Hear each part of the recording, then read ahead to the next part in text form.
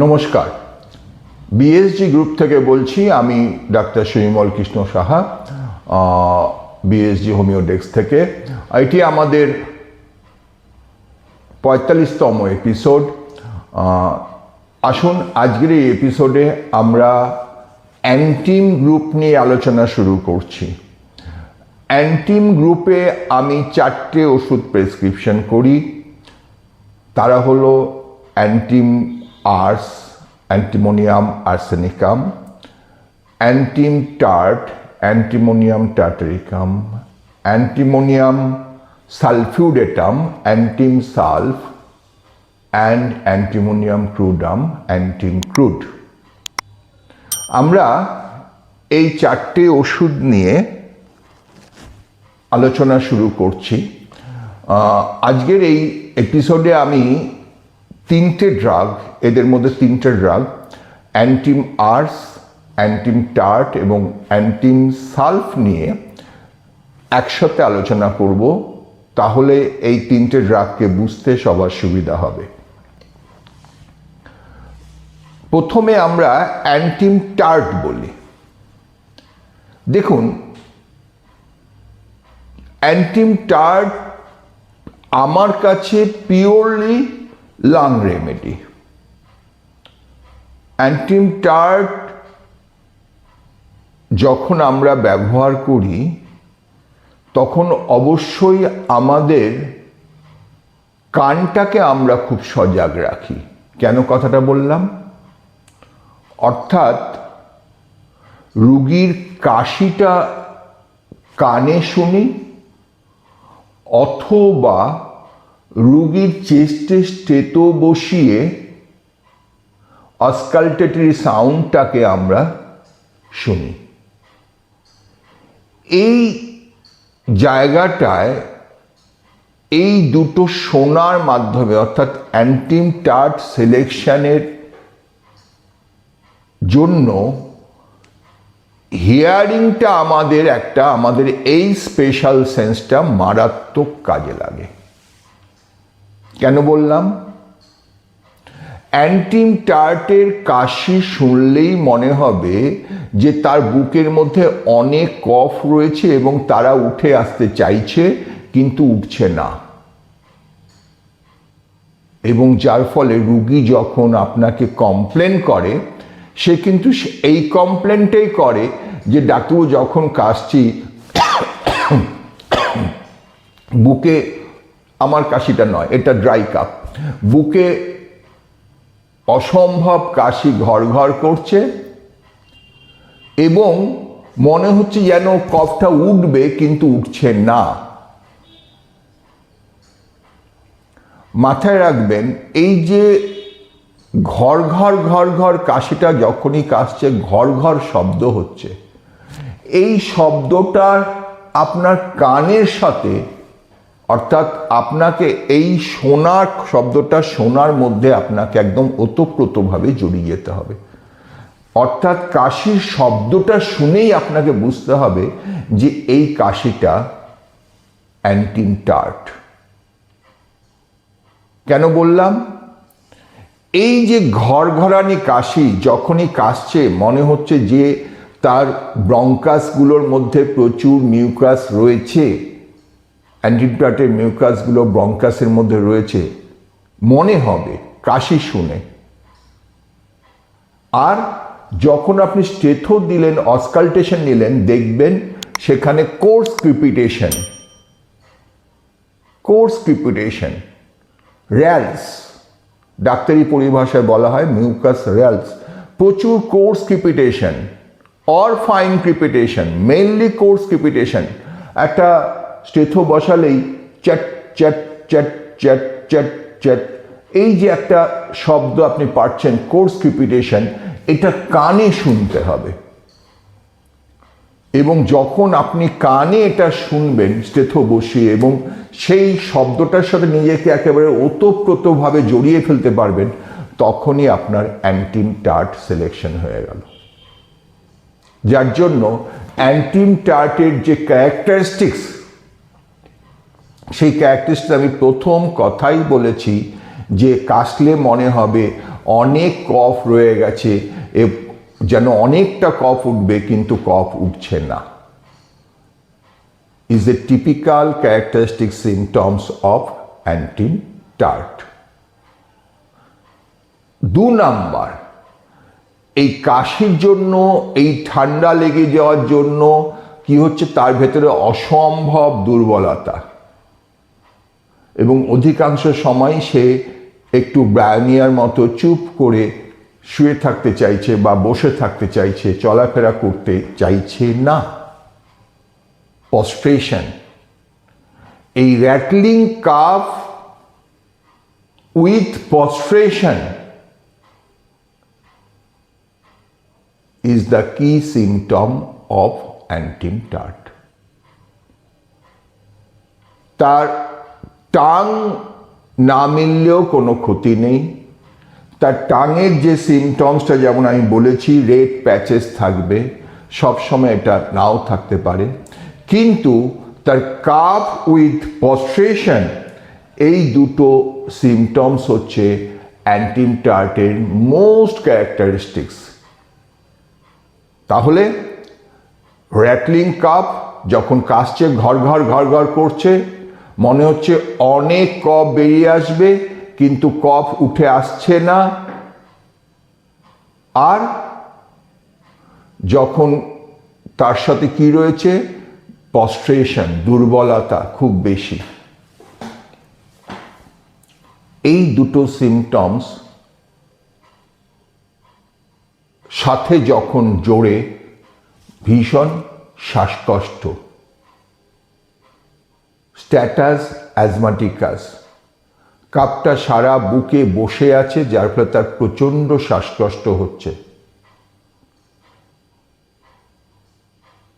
Rattling calf, ভীষণ দুর্বলতা, ভীষণ শ্বাসকষ্ট, শ্বাসকষ্টের সাথে কখনো কখনো বমি থাকতে পারে, বমি হলে কোনো আরাম হবে না। এই উপসর্গগুলো যখন পাবেন তখনই আপনি অ্যান্টিম-টার্ট ব্যবহার করবেন। আমি দুটো কেস বলি, দুটোই একেবারে, একটি বাচ্চার বয়স ছিল 15 দিন, আর একটি বাচ্চার বয়স ছিল 27 কি 28, একটা সাকসেস একটা ফেলিওর। প্রথম বাচ্চাটি যখন আমার কাছে নিয়ে আসা হলো, একেবারে বাবা মা এবং তার দিদা দৌড়ে আমার কাছে নিয়ে এসছে, ভীষণ কাশলো, কেশেই একদম নীল হয়ে গেল, সায়ানোসিস। ভয় পেয়ে দৌড়ে আমার কাছে নিয়ে আসা হলো এবং আমি দেখলাম বাচ্চাটির সত্যি সায়ানোসিস রয়েছে তখনও, এবং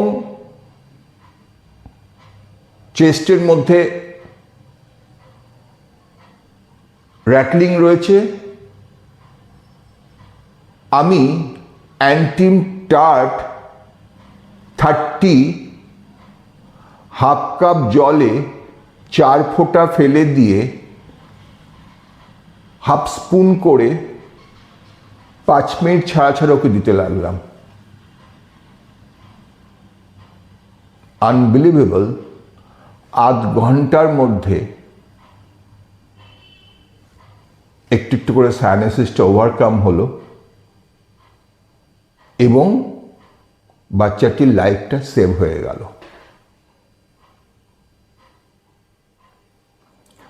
আরেকটি বাচ্চা, সিমিলার কন্ডিশনস, তখন আমার এই বাচ্চাটির অভিজ্ঞতা হয়ে গিয়েছে। আমি অ্যান্টিম-টার্ট 30 দিয়েছি, দেওয়ার পরও আধ ঘন্টার মধ্যে রেসপন্স হয়নি, শ্বাসকষ্ট বেড়ে যাচ্ছে, সায়ানোসিস রয়েছে। তখন তাদের বাড়ির কাছেই হাসপাতাল আছে, বলরাম হাসপাতাল খড়দায়, তারা সেখানে নিয়ে দৌড়ে চলে গেছে।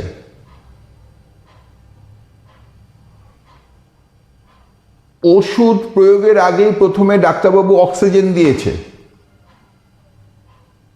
অক্সিজেন দেওয়ার সাথে সাথেই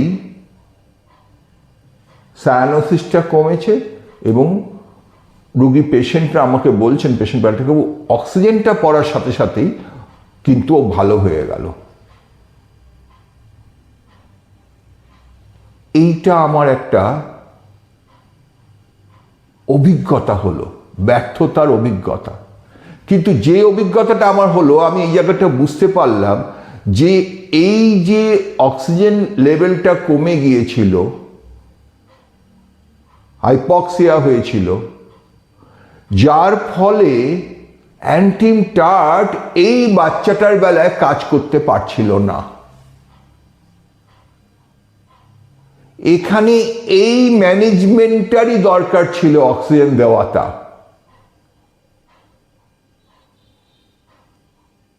এবং পরবর্তীকালে কোনো বাচ্চাকে আমি পেলে এই রকম কন্ডিশনে বলি যে একটা অক্সিজেনের ব্যবস্থা এক্ষুনি করতে হবে। এখন ইজিলি পোর্টেবল অক্সিজেন পাওয়া যায়, অসুবিধা কিছু নেই। এবং এগুলো খুব অ্যালার্মিং, মাথায় রাখতে হবে। কিন্তু আধ ঘন্টা 1 ঘন্টার মধ্যে আপনি রেজাল্ট না দিলে আপনি এই বাচ্চা হাতে রাখতে পারবেন না, আপনাকে অবশ্যই তাকে হসপিটালাইজেশন করতে হবে। এই যে একটা সাকসেস, একটা ফেলিওর থেকে আমি যে শিক্ষাটা পেলাম যে এই যে হাইপক্সিক কন্ডিশন, অক্সিজেন লেভেল নেমে যাওয়া এবং অক্সিজেন পড়ার সাথে সাথে অ্যান্টিমটার্ট কাজ করতে শুরু করলো, এটা একটা আমার নতুন অভিজ্ঞতা এবং শিক্ষা হলো যে শুধুমাত্র এই জায়গাগুলোয় যখন রেসপন্স হচ্ছে না ইন্ডিকেটেড ড্রাগ, তার মানে সেইখানে অক্সিজেন সাপ্লিমেন্টেশন দিতে হবে। ব্যর্থতাও কিন্তু আপনাকে শেখাবে। এই যে অভিজ্ঞতাগুলি আমি আপনাদের সাথে শেয়ার করছি, এগুলো একেবারে আমার জীবনের প্র্যাকটিক্যাল অভিজ্ঞতা। এই অভিজ্ঞতা থেকে যেখানটায় আমি সিদ্ধান্তে এলাম যে অ্যান্টিমটার্ট কিন্তু chronic bronchitis, chronic obstructive pulmonary disease, COPD বিরাট ওষুধ। বয়স্কদের জন্য ঘর ঘরে কাশি, কফ উঠছে না, একা অ্যান্টিমটার্ট এইখানে আমি 200 দিই, 4টে ডোজ, ভীষণ কাজ করে যদি একটু মনের জোর রেখে চিকিৎসাটা করা যায় এবং অ্যান্টিমটার্ট ঠিক মতো প্রয়োগ করলেই তার কফটা উঠতে শুরু করে।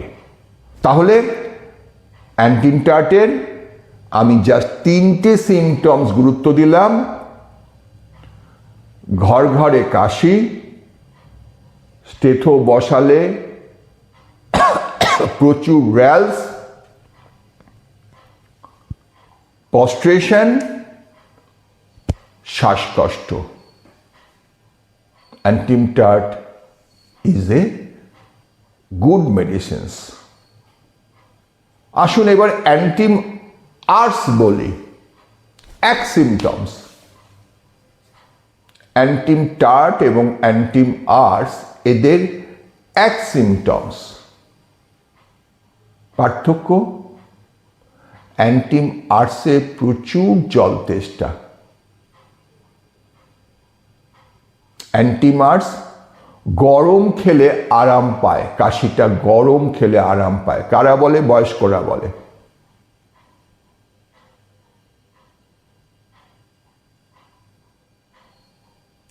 অ্যান্টিম আর্স বাচ্চার সাথে অ্যান্টিম টার্ট বাচ্চার একটা সিমটমস দিয়ে আপনি আলাদা করে দেবেন। অ্যান্টিম টার্ট বাচ্চাটা ঝিমিয়ে পড়বে, অ্যান্টিম আর্স বাচ্চাটা ভীষণ চঞ্চল থাকবে, শ্বাসকষ্ট, ঘর ঘরে কাশি, তার সাথেও বাচ্চাটা চঞ্চল, উঠছে বসছে লাফিয়ে বেড়াচ্ছে, ঘর ঘরে কাশি, লাফাচ্ছে কাশছে, ঘর ঘর শব্দ হচ্ছে, তার মধ্যে চেম্বারে খেলে যাচ্ছে, মায়ের কোলে থাকতে চাইছে না, বসতে চাইছে না।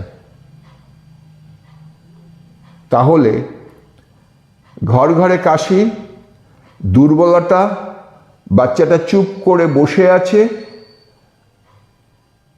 একটু ঝিমিয়ে পড়েছে, অ্যান্টিম টার্ট। মায়ের কোলে মাথা দিয়ে শুয়ে আছে, অ্যান্টিম টার্ট। ঘর ঘরে কাশি, চঞ্চলতা, মায়ের কোল থেকে নেবে মেঝের মধ্যে দৌড়চ্ছে, জল তেষ্টা ভালো, অ্যান্টিম আর্স। অনেক সময় এই অ্যান্টিম টার্ট বা অ্যান্টিম আর্স এরা ওয়েল সিলেক্টেড হয়ে কাজ না করলে, হাত পায়ের তলা গরম থাকলে আমি দিই অ্যান্টিম সালভ। তাহলে এইভাবে তিনটে ড্রাগের একটাই কমন সিমটমস, ঘর ঘরে কাশি, র্যাটলিং কাপ, যখন কাশছে মনে হচ্ছে ব্রঙ্কাসগুলোয় প্রচুর কফ রয়েছে, উঠে চলে আসবে কিন্তু উঠছে না,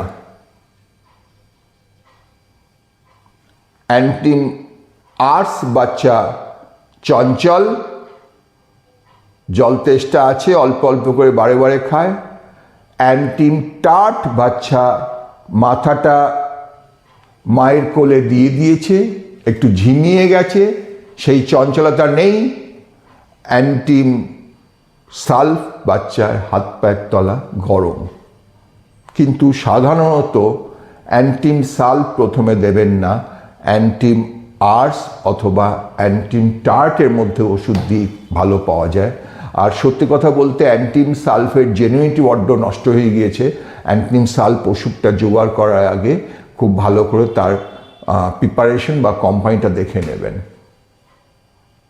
বয়স্কদের বেলায় অ্যান্টিম টার্ট আর অ্যান্টিম আর্সের পার্থক্য কিভাবে করবেন? অ্যান্টিম টার্ট রুগীটি বললাম প্রচুর কাশি, ঘর ঘরে কাশি, তার সাথে দুর্বলতা, যাতেও ভীষণ দুর্বল লাগছে, শরীরটা খুব দুর্বল হয়ে গেছে, চেস্ট হতে বসিয়ে আপনি কোর্স ক্রিপিটেশন পাচ্ছেন,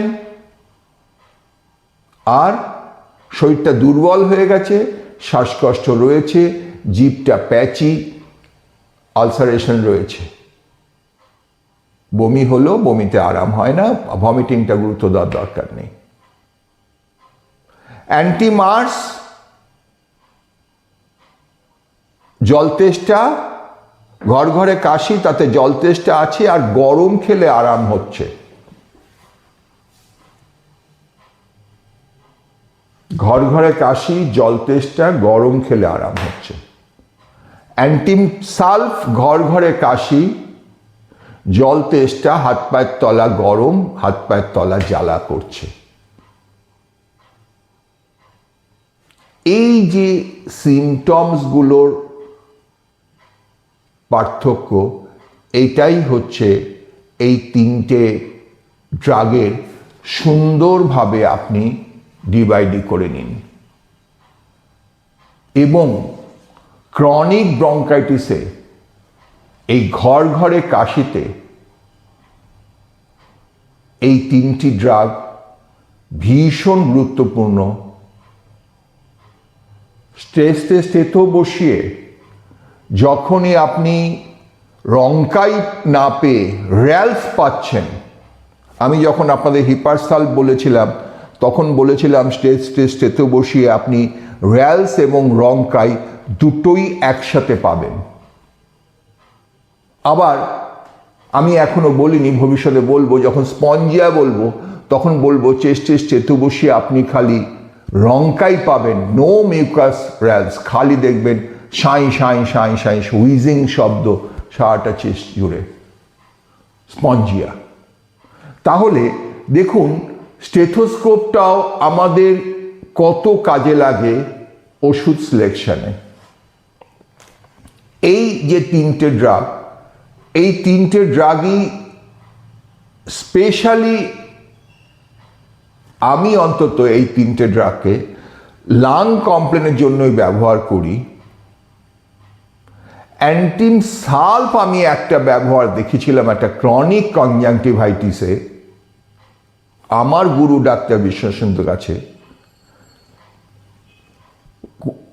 সেই pain and redness, chronic redness, যেটা ইন্ডিকেটেড ড্রাগ কাজ করলো না, ঠান্ডা দিলে আরাম হচ্ছিল, তার সাথে র্যাটলিং কাপ ছিল, হাত পায়ের তলা গরম ছিল, অ্যান্টিম সালফ প্রয়োগ করে সেই ক্রনিক কনজাংটিভাইটিস ভালো হয়েছিল। আমার বইতে দেখবেন আমি ক্লার্কের একটা সিমটমস লিখেছি, ক্লার্কও এটা অবজারভেশন ছিল। এই যেটুকু আমি প্র্যাকটিক্যালি পেয়েছি তার বাইরে আমি কোনো কিছু আনতে রাজি নই। এই জন্য আমি আমার বইটা সম্পূর্ণ রকমভাবে ক্লিনিক্যাল লিখেছি, যে ক্লিনিক্যাল মেটেরিয়া মেডিকা, এটা আমার প্র্যাকটিস লব্ধ অভিজ্ঞতা দিয়ে বা আমার চোখে দেখা যে জায়গাগুলোয় ওষুধের কাজ পাওয়া গেছে আমি শুধুমাত্র সেই জায়গাগুলোই লিপিবদ্ধ করেছি। অ্যান্টিম টার্ট অনেকেই প্রয়োগ করতে খুব ভয় পান বা অনেকেই বলেন যে অ্যান্টিম টার্ট দিয়ে এক্সপেক্টেড রেজাল্ট পাওয়া যায় না। আমি তাদের সাথে একেবারেই একমত নই। আমি বলি এই অ্যান্টিম গ্রুপ ভীষণ ভালো ওষুধ। এই অ্যান্টিম আর্স বাচ্চাদের, বড়দের শ্বাসকষ্টের জন্য বিশ্বাস করুন, অ্যান্টিম আর্স দিয়ে আমি 36 বছরের বয়সী একটি মহিলা, তার একটা ক্রনিক শ্বাসকষ্ট, শুধুমাত্র অ্যান্টিম আর্স দীর্ঘদিন ধরে 2 বছর ধরে ব্যবহার করেছি, টাইম টু টাইম রিপিট করেছি এবং ভদ্রমহিলা ভালো হয়ে গিয়েছে। তো আমি ছোট বাচ্চা বুড়ো সবাইকেই অ্যান্টিম আর্স এবং অ্যান্টিম টার্ট, অ্যান্টিম সালফ অনেক কম দিই, এই দুটি ওষুধ প্রয়োগ করি এবং এরা এত ভালো ওষুধ, এরা এত সুন্দর লাং রেমেডি এবং এর এই র্যাটলিং কাপ, ঘর ঘরে শব্দ, এই শব্দটা শুনলেই বারবার যেটা বললাম যে শোনার মধ্য দিয়ে ওষুধ মাথায় এসে যায়। কাশি শুনে, এই যে ঘর ঘর কাশি শুনে আপনার মাথায় অ্যান্টিম গ্রুপ এলো। আবার খং খং, ভাঙা কাসর ঘন্টার শব্দ, খং খঙে আওয়াজ শুনলে আপনার মাথায় ড্রসেরা এলো। আবার যখন কাশছে মনে হচ্ছে যেন একটা কেউ চামচ দিয়ে গলাটা চেঁচে নিচ্ছে, স্ক্রেপিং উইথ এ স্পুন, মাথায় স্টিকটা এলো, স্টিকটা পালমোনারিস। আবার যখন কাশছে, সেই কাশতে মনে হচ্ছে যেন কাশির শব্দটার সাথে একটা মারাত্মক ওয়াক রয়েছে, কাশতে কাশতে ওয়াক রয়েছে। এই কাশতে কাশতে যখন একটা ওয়াক নশিয়া এসে যাচ্ছে রুগীর, দ্য ড্রাগ ইপিক্যাক। আবার যে কাশিটা বুঝতেই পারছেন খুব খুব খুব খুব করে আসছে, গলা থেকে আসছে, খুব খুব করে আসছে, আপনার মাথায় আসছে রুমেক্স। যে কাশিটা একেবারেই শুকনো, খালি আলজিভটা বেরিয়ে গিয়ে গলাটা খুসখুস করে কাশি, আপনি বুঝতে পারছেন এই কাশিটা চেস্ট থেকে নয়, এই কাশিটা গলা থেকে আসছে, এই কাশির সাথে যেন আলজিভটা রিলেটেড, আপনার মাথায় আসছে হায়াসামাস। তাহলে শুধুমাত্র কাশিটা শোনা, কাশির শব্দটা শুনে, এরকম আমি একটা এপিসোডই পরে তৈরি করব শুধুমাত্র শব্দ শুনে কাশির। জাস্ট আমি কয়েকটা ড্রাগের কথা বললাম যে শুনে আপনি ওষুধ দিতে পারছেন। কাশছে, খক একটা কাশি, খক একটা কাশি, আপনার মাথায় আসছে ক্যালকেরিয়া কার্ভ। আবার যখনই কাশছে দুখানা কাশি, আপনার মাথায় আসছে মার্কসল। তিনখানা প্যারাক্সিজম স্ট্যানামেড বা কুপ্রামেড অনেক কম পাওয়া যায়, কিন্তু 1 প্যারাক্সিজম আর 2 প্যারাক্সিজম এগুলো কিন্তু প্রচুর পাওয়া যায়। এই তিনটে ড্রাগ অ্যান্টিম আর্স, অ্যান্টিম টার্ট এবং অ্যান্টিম সালফ এরা খুব কাছাকাছি, এবং সুন্দরভাবে যদি আপনি খুব মন দিয়ে আমার এই লেকচারটা শোনেন, আমি কনফার্মলি বলছি এই অ্যান্টিম গ্রুপ সম্বন্ধে আপনাদের সুন্দর অভিজ্ঞতা হয়ে যাবে। আমরা পরবর্তী এপিসোডে এই অ্যান্টিম গ্রুপের রিলেশনশিপ নিয়ে আপনাদের সাথে আলোচনা করব। ধন্যবাদ।